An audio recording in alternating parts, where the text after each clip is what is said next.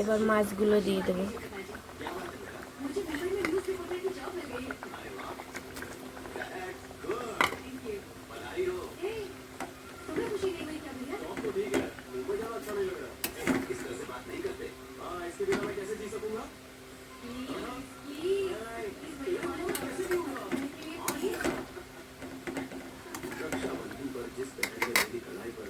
দেখো এইভাবে লম্বা লম্বা করে আলুগুলো কেটে নিয়েছি আর টমেটোগুলো ওরকম করে কেটে রেখেছি।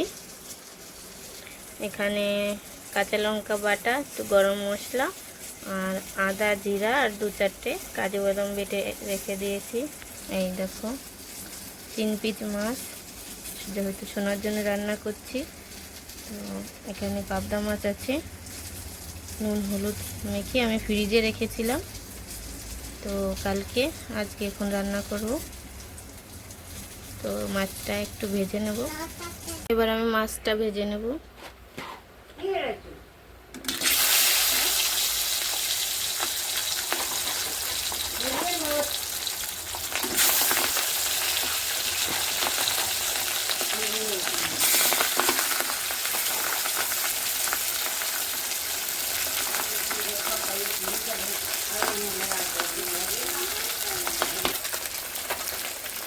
এবার একটু পাল্টে দেবো।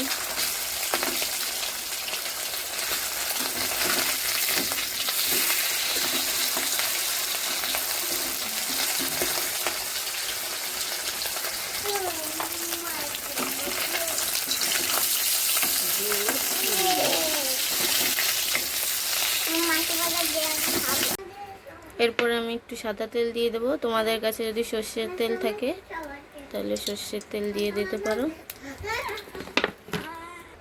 এরপরে আমি কুচানো পেঁয়াজ দিয়ে দেবো।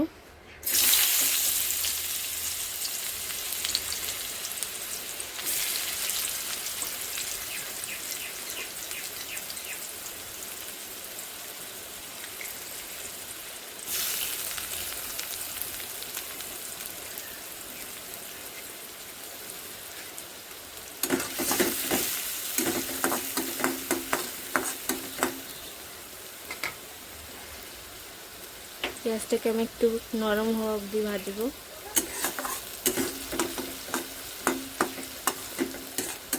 এখানে পেঁয়াজটা বেটে দিলে ভালো হয়, তো আমি কুচিয়ে দিয়েছি, তোমরা পারলে বেটে দিলেও হবে।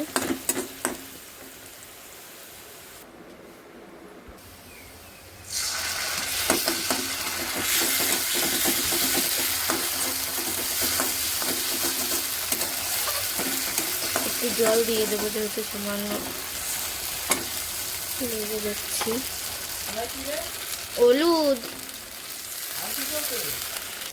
এবার এর মধ্যে হলুদ আর লবণটা দিয়ে দেবো।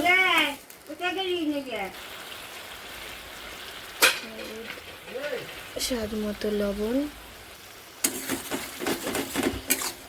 ভালো করে মিশিয়ে নেব।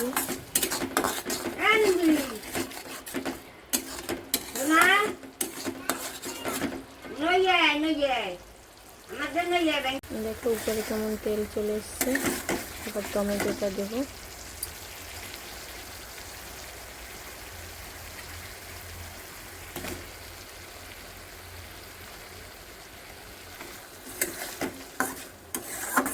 এবার এটা একটু ঢাকা দিয়ে রাখবো যতক্ষণে টমেটোটা সিদ্ধ হচ্ছে।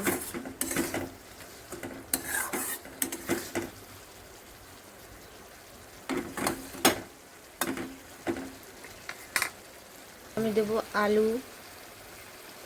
আমি আজকে আলুটা ভেজে দিইনি।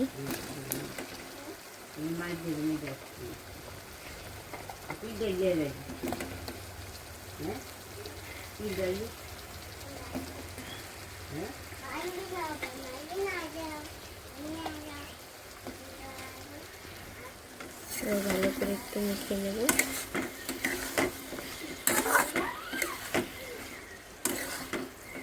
এখন আঁচটা লো আছে ছিল, এবার একটু আমি আঁচটা বাড়িয়ে দেবো যাতে আলুটা একটু ভাজা ভাজা হয়।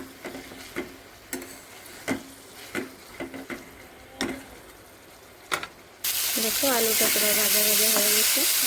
আমি বেশি ভাজবো না, মশলাটা পুড়ে গেলে তিতো লাগতে পারে। এবার আমি জল দিয়ে দেবো।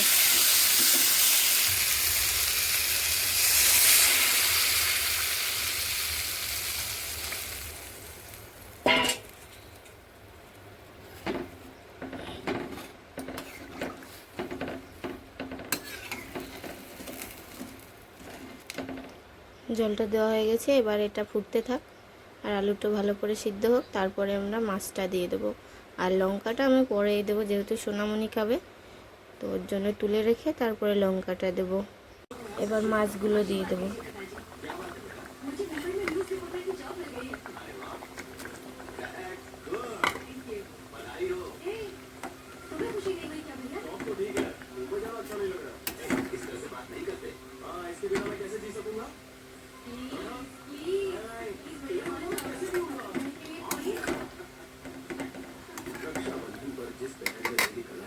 দিয়ে দেবো।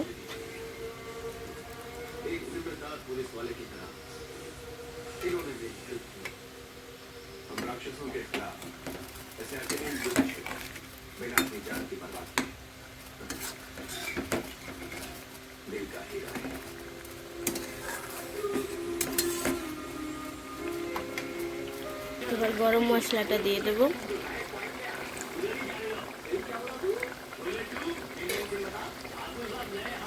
এবার নামিয়ে নেব। হয়ে গেছে আমার পাবদা মাছের ঝোল।